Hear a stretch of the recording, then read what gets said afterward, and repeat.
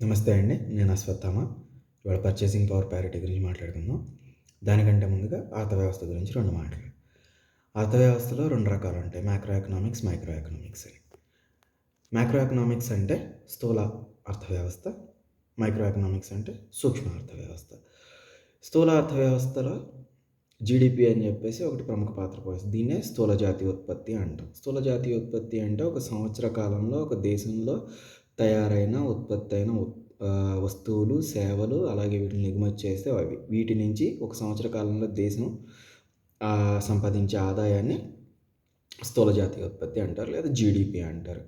ఈ జీడీపీ అనేది వివిధ దేశాలకి వివిధ రకాలుగా ఉంటుంది. అమెరికా వచ్చేసరికి ఒక విలువ ఉత్పత్తి చేస్తుంది.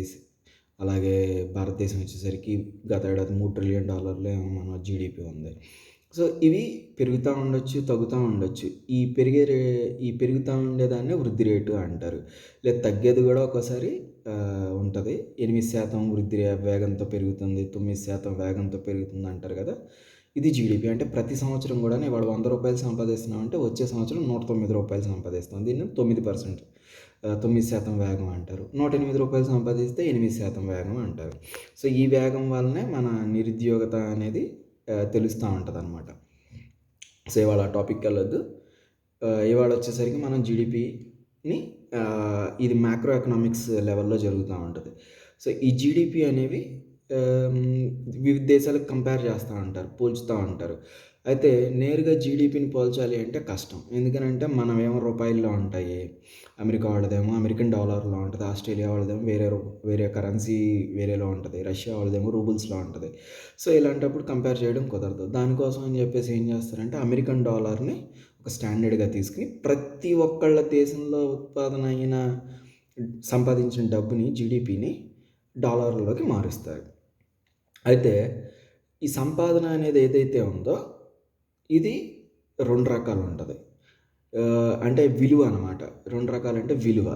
సో విలువ ఏంటి అంటే ఒకటేమో వాస్తవ విలువ ఉంటుంది, ఇంకోటేమో మన నేరుగా సంపాదించిన విలువ ఉంటుంది. అంటే ఇవాళ ₹100 సంపాదిస్తున్నాం అంటే ఆ విలువ వచ్చిన సంవత్సరం తర్వాత ₹100, 100 వందే, కానీ దాని విలువ అనేది తగ్గిపోతూ ఉంటుంది.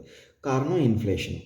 సో ఎప్పుడైతే మనం ఈ ద్రవ్యోల్బణం, ఇన్ఫ్లేషన్ అంటే ద్రవ్యోల్బణం, ఈ ద్రవ్యోల్బణాన్ని మనకు సంపాదించిన డబ్బుల్లో ఇచ్చేయలేదు, అడ్జస్ట్ చేయలేదు అంటే అది వచ్చేసరికి నామినల్ వాల్యూ అనమాట. అంటే ఇవాళ ₹100 సంపాదిస్తున్నాం అంటే వచ్చే సంవత్సరం కూడా ₹100 సంపాదిస్తున్నాం, 100 వందే, అది నామినల్ వాల్యూ. కానీ ద్రవ్యోల్బణం అనేది ఏం చేస్తుంది, ఈ ₹100 విలువని తగ్గిస్తుంది. ఆ విలువ ఎలా కొలుస్తామంటే మనం ఉల్లిపాయలు చెప్పుకున్నాం కదా గురించి. ఈ సంవత్సరం కేజీ ఉల్లిపాయలు వస్తాయి, వచ్చే సంవత్సరం కేజీ రావు, తక్కువ రావచ్చు, ఎక్కువ రావచ్చు. తక్కువ వచ్చినాయి అనుకో రూపాయి విలువ పడిపోయింది, దాన్ని విలువ తగ్గడం అంటారు. సో ఇది వచ్చేసరికి వాస్తవ విలువ అనమాట. సో జీడిపి కూడా అంతే. దీనికంటూ సామాన్య విలువ ఉంటుంది, అలాగే వాస్తవ విలువ ఉంటుంది. దీని నామినల్ వాల్యూ, అలాగే real value. So nominal GDP, real GDP. Nominal జీడిపిని కంపేర్ చేయడం మళ్ళీ కుదరదు. అది కూడా అంతే కదా. ఎందుకని నామినల్ జీడిపిని కుదరదు అంటే ఇక్కడ నేను వేసుకున్న ఈ షర్ట్ అనేది ₹100 దొరుకుతుంది. అదే ఆస్ట్రేలియాలో ₹100 దొరకదు. ఈ $3, $4 దొరుకుతుంది. $4 అంటే ఎంత అండి? 480, $500 దగ్గర ఉంటుంది. సో అలాగనమాట. అలాగే ఆస్ట్రేలియా అమెరికా వెళ్తే వేరే కాస్ట్ ఉంటుంది, అలాగే ఇరాన్లో వెళ్తే వేరే కాస్ట్ ఉంటుంది. కానీ వీళ్ళందరి ద్రవ్యోల్బణం ఒకటే ఉంటుందా? ఉండదు. సో దేశాలకి ద్రవ్యోల్బణం మారిపోతూ ఉంటుంది. అందుకని చెప్పేసి నామినల్ వాల్యూని కంపేర్ చేయడం అనేది సరిగ్గా ఉండదు. అందుకోసం అని చెప్పేసి దీన్ని ఏం చేస్తారంటే పర్చేసింగ్ పవర్ ప్యారిటీలోకి మారుస్తారు. సో మీరు ఇక్కడ పర్చేసింగ్ పవర్ ప్యారిటీ అంటే ఏంటంటే ఇంతకుముందు మనం చెప్పుకున్నాం కదా, భారతదేశంలో రూపాయల్లో కొలుస్తారు. ఈ రూపాయలని మిగతా దేశాల్లో కూడా వేరే వేరే కరెన్సీలో కొలుస్తారు. ఈ మొత్తం కరెన్సీని అమెరికన్ డాలర్లో మార్చేదాన్ని కన్వర్షన్ అనమాట, ఎక్స్చేంజ్ రేట్ అంటారు. ఈ ఎక్స్చేంజ్ రేట్కి కనుక ద్రవ్యోల్బణాన్ని ఇన్సెంటివైజ్ చేసి అడ్జస్ట్ చేస్తే, మదిస్తే వచ్చేది పర్చేసింగ్ పవర్ ప్యారిటీ. సో ఈ పర్చేసింగ్ పవర్ ప్యారిటీని కంపేర్ చేస్తారనమాట. ఇప్పుడు ఈ పర్చేసింగ్ పవర్ ప్యారిటీ అనేది వచ్చేసరికి ఏంటి అంటే మనం దీన్ని మైక్రో లెవెల్లో అప్లై చేద్దాం. సో ఒక పల్లెటూరు, ఒక పట్టణం. పల్లెటూరులోనేమో గ్రామాల్లో గ్రామ ఆర్థిక వ్యవస్థ ఉంటుంది. గ్రామాల్లో పాలు, వ్యవసాయం, గడ్డి, సో ఇలాంటి లేదా పచారీ సరుకులు ఇలాంటి వాటి మీద ఆ గ్రామాలనేవి ఆధారపడి బ్రతుకుతూ ఉంటాయి. కానీ పట్టణాలకొచ్చేసరికి మ్యాక్సిమం పరిశ్రమలు, రెస్టారెంట్లు, షోరూమ్‌లు ఇలాంటి ఆటి మీద ఆధారపడి అక్కడ ఆర్థిక వ్యవస్థ ఉంటది. సో, గ్రామ ఆర్థిక వ్యవస్థ వేరు, పట్టణ ఆర్థిక వ్యవస్థ వేరు. సో, అర్థ వ్యవస్థని బట్టే సంపాదన ఉంటుంది. గ్రామ అర్థ వ్యవస్థలో సాధారణంగా ఒక కుటుంబం అంటే నలుగురు అనుకుందాం. సో, పట్టణమైనా గ్రామమైనా గానీ నలుగురు అనుకుందాం. సో, గ్రామ అర్థ వ్యవస్థలో మనకి ఒక 20,000 సంపాదిస్తే చాలా గొప్ప. అదే పట్టణానికెళ్ళేసరికి 50,000, 60,000 సంపాదించినా గానీ అది సరిపోదు. కారణం ఏంటి? సో, మనం దేశం మొత్తం మీద ద్రవ్యోల్బణం ఒకటే ఉంటదనుకుంటాం. కానీ కాదు. గ్రామాల్లో ఒకలాగా ఉంటది. అలాగే దేశంలో ఉన్న అన్ని గ్రామాల్లో గూడా ఒకేలాగా ఉండదు ద్రవ్యోల్బణం. గ్రామానికి మారతా ఉంటది. అలాగే పట్టణాలు గూడా తీసుకుంటే పట్టణాల్లోను, గ్రామాల్లోనూ ఒకే రకమైన ద్రవ్యోల్బణం ఉండదు. అలాగే పట్టణాలన్నీ ముంబైలోను, హైదరాబాద్‌లోను, విజయవాడలోను అన్నిట్లోనూ ఒకే రకమైన ద్రవ్యోల్బణం ఉండదు. ఒక్కొక్క రేటు ఒక్కొక్క చోట ఉంటది. సో, ఈ ధరలనేవి అంతరాలు మనకు కనిపిస్తా ఉంటాయి. ఈ ధరల అంతరాలు ఎందుకొస్తున్నాయి అనేదే ఇక్కడ మన పర్చేసింగ్ పవర్ ప్యారిటీని ఇక్కడ అప్లై చేయకూడదు. మ్యాక్రో ఎకనామిక్స్‌ది అది. బట్ జస్ట్ నార్మల్‌గా ఒక అవుట్‌పుట్ అనేది మనకు అర్థం కావటం కోసం ట్రై చేద్దాం. ఇప్పుడు చూడండి, గ్రామంలో ఒక కుటుంబంలో నలుగురున్న ఒక కుటుంబం 20,000 సంపాదిస్తుంది నెలకి.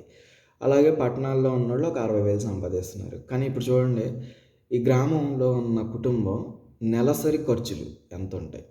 తినటానికే గానీ, ఉండటానికే గానీ, అద్దె అనుకోండి, ఏమైనా అనుకోండి. సో, ఎంతవుతాయి? 10,000. మిగతా 10,000 అనేవి ఆళ్ళ ఆరోగ్యం ఖర్చులు ఈటికి చూసుకున్నా గానీ అటు కాదనుకున్న నెలకొచ్చేసరికి 1000, 2,000 రూపాయలు మిగిల్చుకోవచ్చు. అదే పట్టణానికొచ్చేసరికి 60,000 సంపాదించినా గానీ ఇవే అద్దెలు, ఇయే ఖర్చులు, ఇయే తిండి ఇక్కడ మాత్రం ఎక్కువుంటాయి. ఎందుకు? సో, పట్టణాలకొచ్చేసరికి ఆదాయం ఎక్కువుంటుంది. ఖర్చులు కూడా ఎక్కువుంటాయి. ఈటినే జీవన ప్రమాణ స్థాయి అంటారు. లివింగ్ స్టాండర్డ్స్ అనమాట. ఎంత ఖర్చు పెట్టగలుగుతున్నాం, ఎంతలో మనకి ఎంత మిగులుతుంది, ఎంతొస్తుంది, ఎంత సంపాదిస్తున్నాం, ఆరోగ్యం కోసం ఎంత ఖర్చు పెడుతున్నాం, ఇలాంటియన్నీ కూడాను. సో, లివింగ్ స్టాండర్డ్స్ అనేవి గ్రామాల్లో ఒకలాగా ఉంటాయి, పట్టణాల్లో ఒకలాగా ఉంటాయి. ఇక్కడ ఆరోగ్య సదుపాయాలు ఉంటాయి కానీ ఖర్చులెక్కువ. ఇక్కడ ఆరోగ్య సదుపాయాలు ఇలాంటి ఈ తిండికి, ఈటికి కొంచెం తక్కువ పరిధులుంటాయి. సో, ఇక్కడ అలాగే దానికి తగ్గట్టుగానే ఖర్చులు తక్కువగా ఉంటాయి. సో, ఈ ఖర్చుల్ని బట్టే మన ద్రవ్యోల్బణం అనేది వ్యారీ అవుతా ఉంటుంది. ఇప్పుడు చూడండి, మన దేశ దేశంలో ట్యాక్స్ అనేది ఉంటుంది సాధారణంగా అందరికీ. ఇప్పుడు ఉదాహరణకి అందరికీ గూడాను 2.5 లక్షలు దాటిన తర్వాత ట్యాక్స్ అనేది 5%, 10% 2.5 లక్షలు దాటిన తర్వాత 10% అనుకుంటా. 10% కట్టాలి. అంటే వార్షిక ఆదాయం 2.5 లక్షలు దాటిన తర్వాత 10% అనేది ట్యాక్స్ మనం కట్టి తీరాల్సిందే. ఇప్పుడు గ్రామంలో ఉన్నోడు 3 లక్షలు సంపాదిస్తాడు అనుకుందాం సంవత్సరానికి. అలాగే పట్టణంలో ఉన్నోడు 6 లక్షలు, 7 లక్షలు సంపాదిస్తాడు అనుకుందాం. ఇప్పుడు వీళ్ళిద్దరికీ కూడాను స్లాబ్ రేట్ ఒకటే 10%. అంటే ఈ 3 లక్షల్లో గ్రామంలో ఉన్నోళ్ళు 3 లక్షల్లో 10% పన్ను రూపేణా కట్టాలి. అలాగే పట్టణాల్లో ఉన్నోళ్ళు 10% పన్ను రూపేణా కట్టాలి. మరి ఇప్పుడు ఈడు సంపాదించిన ఆదాయం తేడా ఉంది. ఈడు 10% ఎలా వస్తాడు? ఇక్కడ ద్రవ్యోల్బణం వేరేలాగా ఉంది. పట్టణంలో ద్రవ్యోల్బణం వేరేలాగా ఉంది. వీడి ఆదాయం ఎంత? 3 లక్షలు. వీడి ఆదాయం ఎంత? 7 లక్షలు. వాళ్ళకి ఒకటే రకమైన పన్ను వేయగలమా? అంటే పేదరికం అనేది ఆహ్, ఊరిని బట్టి మారిపోతా ఉంటది. వ్యక్తి ఆదాయాన్ని బట్టి మారిపోతా ఉంటది. ఇప్పుడు ఇంకొంచెం వేరియబుల్స్ యాడ్ చేద్దాం. ఇప్పుడు గ్రామంలో ఉన్న 3 లక్షలు సంపాదించిన వ్యక్తి మీద నలుగురు కాదు కుటుంబంలో, 5గురు ఉన్నారనుకుందాం. అలాగే పట్టణంలో ఉన్న అతను కూడా నలుగురు కాదు, అతని మీద ఆధారపడి ఉన్నోళ్ళు ఇంకొంచెం ఎక్కువ మంది ఉన్నారనుకుందాం. ఇప్పుడు ఈ డబ్బులు ఏమవుతున్నాయి? నువ్వు ఎంత సంపాదించావు అనేది ఇక్కడ ముఖ్యం కాదు. ఎంతమంది నీ మీద ఆధారపడి ఉన్నారనేది ముఖ్యం. సో, ఇప్పుడు జనాలు పెరిగే కొద్దీ నువ్వు సంపాదించే సంపాదన అనేది వీళ్ళకి సరిపోదు. అంటే ఖర్చులనేవి ఉంటాయి. కానీ ఇప్పుడు మనం పన్ను కడుతున్నాము అంటే ఖర్చుల్ని లెక్కలోకి తీసుకుని పన్ననేది కట్టం. మన ఆదాయాన్ని బట్టి పన్ననేది కట్టుకుంటా ఉంటాం. ట్రావెల్ అలవెన్స్, డియర్‌నెస్ అలవెన్స్ ఈటిల్లో కొంచెం ఇది ఇస్తారు కదండీ! అవి తీసేసి మిగతాయి కట్టుకోవచ్చు కదా! అంటే అవును కట్టుకోవచ్చు. కానీ ఇంత తీసేసిన తర్వాత మనం మహా అయితే తీయగలిగేది 50,000 అంతే. 2.5 లక్షల రూపాయలు సంపాదిస్తున్నోడి దాంట్లో వాడికి 25,000 రూపాయల నుంచి 30,000 రూపాయల వరకు మాత్రం ఆడికి అవకాశం దొరుకుతుంది. 2.5 లక్షలు సంపాదించేవాడు నెలకు 1,50,000 అవకాశం ఇచ్చారు కదా ఏటీసీలో అని చెప్పేసి 1,50,000 దాయలేడు కదా, ఇన్వెస్ట్మెంట్ పెట్టలేడు కదా. వాడి ఖర్చులనేవి జమా ఖర్చులనేవి జరుగుతూనే ఉంటాయి. వాడు బ్రతికితే తప్ప, వాడు తింటే ఉంటే తప్ప ఇది కుదరదు. సో కొనుగోలు శక్తి సామర్థ్యం అంటే పర్చేసింగ్ పవర్ ప్యారిటీ, గ్రామంలో ఉండేవాళ్ళ పర్చేసింగ్ పవర్ ప్యారిటీ, పట్టణాల్లో ఉండేవాళ్ళ పర్చేసింగ్ పవర్ ప్యారిటీ అనేది రెండు సమానం కాదు. సో ఇలాంటప్పుడు ఈ పేదరికాన్ని తగ్గించాలి అన్నప్పుడు చర్యలు అనేవి తీసుకోవాల్సి ఉంటుంది. ఎలాగా? గ్రామాల్లో ఉన్న వాళ్ళకి ఆదాయాన్ని బట్టి వాళ్ళకి పన్ను విధానాలు అనేవి సపరేట్గా ఉండాలి. అలాగే పట్టణాల్లో ఉన్న ఆదాయాన్ని బట్టి వాళ్ళ ఖర్చుల్ని బట్టి వాళ్ళకంటూ పన్ను విధానాలు సపరేట్గా ఉండాలి. కానీ ఇప్పుడు మనం దేశంలో ఏం చేస్తున్నామంటే అందరికీ ఒకే రకమైన పన్ను విధానాలు అప్లై చేస్తున్నాం. అందరికీ ఒకటే ట్యాక్స్ స్లాబ్ అనేది మంచి పద్ధతి కాదని నా ఉద్దేశం. సో అలాగే ఇందుట్లో దీన్ని ఇంప్లిమెంట్ చేయాలి అన్నప్పుడు చాలా ప్రాబ్లమ్స్ వస్తాయి. ఎందుకనంటే ఉన్నట్టుండి ఇంతమంది జనాభా ఉన్నోళ్ళకి ఒకసారికి గ్రామాలకు ఒకలాగా, పట్టణాలకు ఒకలాగా, నగరాలకు ఒకలాగా, చిన్న చిన్న టౌన్స్ ఉంటాయి. వీళ్ళకి ఒకలాగా వేయడం అనేది ముందు ట్రాక్ చేయడం అనేది చాలా ఇబ్బంది. సో ఫస్ట్ ఆఫ్ ఆల్ మనం ఏం చేయాలి అన్నప్పుడు ఇలాంటి సిచ్యువేషన్స్ని ఫేస్ చేసేటప్పుడు మనం ఫస్ట్ టెక్నాలజీని ఇంప్రూవ్ చేసుకోవాలి. టెక్నాలజీని ఇంప్రూవ్ చేసుకోవాలంటే నువ్వు టెక్నాలజీకి వ్యతిరేకం అన్నావు. నేను టెక్నాలజీకి వ్యతిరేకం కాదండి. టెక్నాలజీ వెనకాల పరిగెత్తడం, ప్రతిదానికి టెక్నాలజీ మీద ఆధారపడడం అనేది చాలా డేంజరస్ అనమాట. చాలా ప్రమాదకరం. ఎందుకనంటే ఎప్పటికప్పుడు కొత్త టెక్నాలజీ వైపు పరిగెడతా ఉంటే కొంతమంది ఆ టెక్నాలజీని పట్టుకోగలుగుతారు. ఐ మీన్ ఆ స్థాయికి వెళ్ళగలుగుతారు. కొంతమంది వెళ్ళలేరు. వాళ్ళని ఏం చేద్దాం? సో అందుకని చెప్పేసి ఆల్టర్నేటివ్ ఎకనామిక్ సిస్టమ్‌ని మనం క్రియేట్ చేసుకోవాలి. అది అది ఉన్నదే.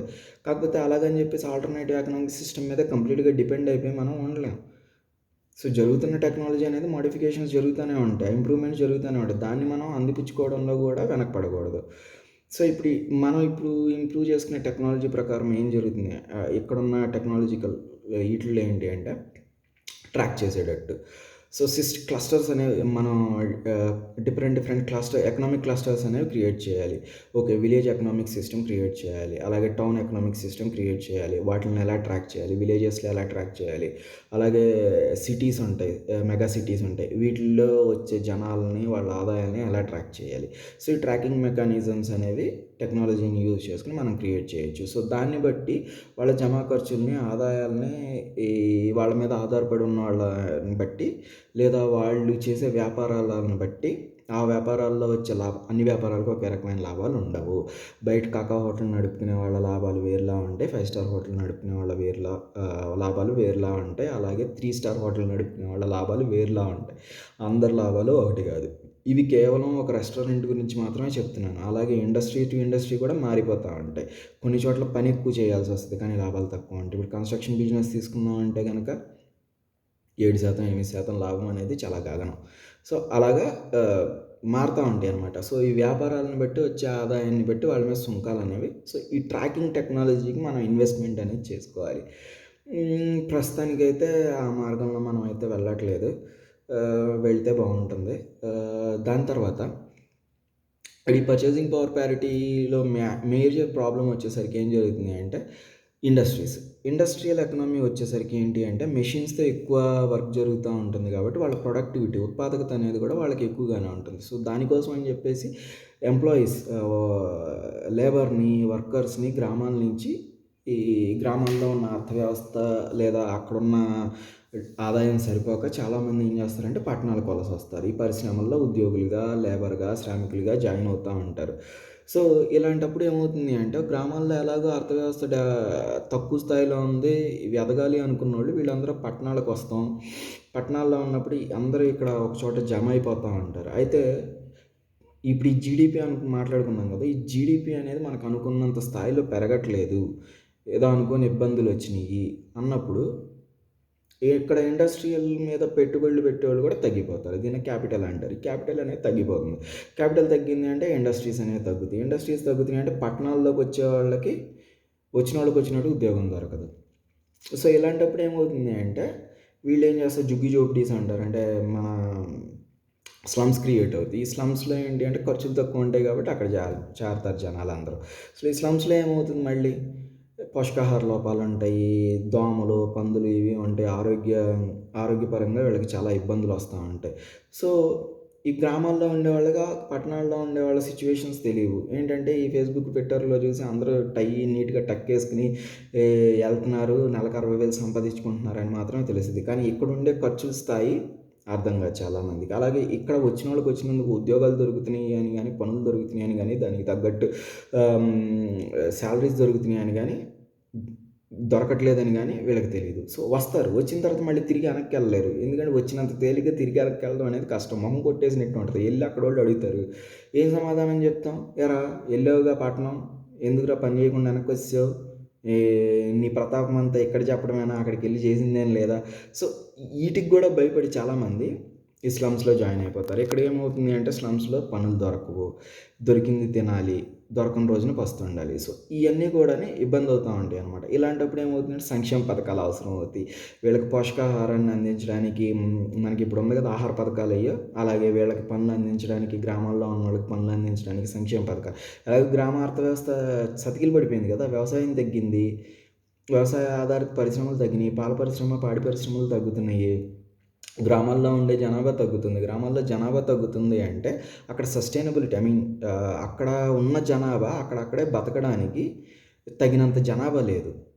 ఏదైనా సరే ఒక వ్యాపారం వృద్ధి చెందాలి, ఏదైనా ఒక వ్యవస్థ అనేది వృద్ధి చెందాలి అంటే కనీసం కొంతలో కొంత పాపులేషన్ అనేది ఉండాలి. ఆ జనాభా అక్కడ లేనప్పుడు నువ్వెంత చేసినా గానీ అక్కడ నీకు కొనేవాళ్ళు తక్కువ గదా! లాభాలు గూడా తక్కువే ఉంటాయి. సో, లాభాలు తక్కువున్నప్పుడు నీకు ఖర్చులు తగ్గవుగా. ఖర్చులే ఉంటాయి. సో, ఇట్లాంటప్పుడు ఏమవుతుందంటే పరిస్థితులనేవి తారుమారవుతాయి. అంటే గ్రామాల నుంచి పట్టణాలకు వలసపోవడం అనేది దీన్ని పట్టణీకరణ, నగరీకరణ అంటా ఉంటారు. ఇలాంటప్పుడు చాలా ఇట్లాంటి సంక్షేమ పథకాలని, ఉచిత పథకాలని, డబ్బులు లేకుండా ఫ్రీగా ఇవ్వడాలని సో, ఇవేమవుతాయంటే ఈ పథకాలు కాస్త ఎన్నికల్లో పోటీలుగా మారతాయి. ఈ పోటీల వలన ఏమవుతాయంటే ఒకళ్ళ మించి ఒకళ్ళు నేను కంప్యూటర్ ఫ్రీగా ఇస్తానంటాడు. ఒకడు టీవీ ఫ్రీగా ఇంకోడు ఫ్రిడ్జ్ ఫ్రీ అంటాడు. ఇంకోడు భూమి ఫ్రీ అంటాడు. ఈ భూమి ఎక్కడి నుంచి తీసుకొస్తారు? దేవాలయాల నుంచి కొట్టేసి ఇక్కడ తీసుకొచ్చి ఫ్రీగా ఇస్తా ఉంటారు. సో, అది తర్వాత సంగతి. ఇలా జరుగుతా ఉంటాయనమాట. ఇప్పుడు ఈ ఈ ఇంబాలెన్స్ ఉంది చూసారా? ఈ గ్రామాల్లో అర్థవ్యవస్థ టప్ అయిపోయింది. ఇక్కడి నుంచి పనోళ్ళు పట్టణాలకెళ్లారు. పట్టణాలకెళ్ళినోళ్ళందరికీ పనులు దొరకట్లేదు. అక్కడ ఆర్థిక అసమానతలు. సో, ఆర్థిక అసమానతలనేవి ఇలా క్రియేట్ అవుతాయన్నమాట. సో, దీనికోసం అని చెప్పేసి దేనికి దానికి సెపరేట్‌గా మనకంటూ ఒక ఎకనామిక్ కారిడార్స్ అనేవి మనం సెపరేట్‌గా చేసుకోవాలి. ఎకనామిక్ కారిడార్ అనంగానే ఇప్పుడున్న ఎకనామిక్ కారిడార్‌ని మీరు ఊహించుకోవద్దు. విలేజెస్‌కి సెపరేట్‌గా ఉండాలి. స్మాల్ టౌన్స్‌కి సెపరేట్‌గా ఉండాలి. కొంచెం సిటీస్‌కి సెపరేట్‌గా ఉండాలి. మెగా సిటీస్‌కి సెపరేట్‌గా ఉండాలి. సో, ఒక్కొక్క దాంట్లో ఒక్కొక్క అర్థవ్యవస్థని మనం డెవలప్ చేసుకుంటా వెళ్ళాలి. ఆహ్, హ్మ్, ఈ ఈ పర్చేసింగ్ పవర్ ప్యారిటీని గనక మనం మైక్రో లెవెల్‌లో అప్లై చేయగలిగితే చాలా వరకు మనం ఈ టాక్సేషన్ నుంచి గానీ, ఈ బర్డెన్స్ ఎక్స్‌ట్రా ప్రభుత్వం మన మీదేసే తలనొప్పుల నుంచి గానీ, ఈటిల నుంచి చాలా వరకు మనం బయటపడొచ్చు. ఈ దీని గురించి ఆలోచిస్తే ఆల్టర్‌నేటివ్ ఎకనామిక్ సిస్టమ్‌కి యూజ్ అవుతుంది. ఎందుకంటే విలేజ్ ఎకనామిక్ సిస్టమ్స్‌లో వచ్చేసరికి టెక్నాలజికల్ డిపెండెంట్ కదా! అంటే సాంకేతికత మీద సాంకేతిక విప్లవాల మీద ఆధారపడి ఉండవు. ఆటిది కంప్లీట్‌గా ప్యూర్‌లీ ఒక సెపరేట్ ఎకోసిస్టమ్‌గా తయారవుతుంది. అందుట్లో మనం ఆ విలేజ్ అట్మాస్ఫియర్‌ని పాడు చేయకుండా మెల్లమెల్లగా టెక్నాలజీని జొప్పించొచ్చు. కంప్యూటర్స్ తీసుకురావటం గానీ, లేదంటే ఆటి ప్రొడక్టివిటీ పెంచడం గానీ, అలాగే ఈ టాక్సిసిటీ ఏదైతే ఉందో దీన్ని తగ్గించడానికి వాళ్ళ గ్రామాల్లోనే సేంద్రియ పద్ధతుల్లో వ్యవసాయాలు గానీ, అలాగే పాల ఉత్పత్తి గానీ, ఇంకేమన్నా అక్కడక్కడ ఉండేవాళ్ళ ఇది గానీ, అలాగే దేవాలయాల చుట్టూ అర్థవ్యవస్థలుంటాయి. సందీప్ సింగ్ అని చెప్పేసి ఒకాయన ఉంటారు. టెంపుల్ ఎకనామిక్స్ అని చెప్పేసి ఎప్పుడైనా వీలుంటే చూడండి. చాలా బావుంటుంది. సో, ఇలాంటియన్నీ గూడా మనం డెవలప్ చేయొచ్చు. కానీ గ్రామాల్లో డెవలప్ చేసిన మోడల్ అనేది పట్టణాలకు అప్లై చేయడం అనేది కష్టం. కానీ ఇప్పుడు మనం ఏం చేస్తున్నాం అంటే పట్టణాల్లో ఉన్న ఎకనామిక్ మోడల్‌ని గ్రామాల్లో కూడా అప్లై చేస్తున్నాం. సో, దీని వలన ఇంబాలెన్సెస్ అసమానతలనేవి పెరుగుతా ఉన్నాయి. ఈ అసమానతలు పెరుగుతున్న దానికి మనోళ్ళు ఏం చేస్తున్నారు? కులాల వల్ల ఇయ్యవుతున్నాయి. ఈటి వల్ల వర్గాల వల్ల ఇయ్యవుతున్నాయి. లేదండి. ఆర్థిక అసమానతలనేవి కులాల వల్ల ఈటి వలన కాదు. ఒక క్లస్టర్. ఒక మనిషి అనేవాడు ఒక వ్యాపారాన్ని ఎప్పుడు నడపడం అనేది కష్టం. సో, ఎప్పుడైతే గ్రూప్ అనేది దగ్గరవుతుందో, ఆ గ్రూప్‌కంటూ ఒక వ్యూహం అనేది ఉంటది. సో, అయితే వచ్చే వీడియోలో మనం నెమ్మదిగా మాట్లాడుకుందాం. ఒకేసారి అన్నీ వద్దు. ఇవాల్టికి ఇంతేనండి. వచ్చే వచ్చే వారం వీడియోలో కలుద్దాం. నమస్తే.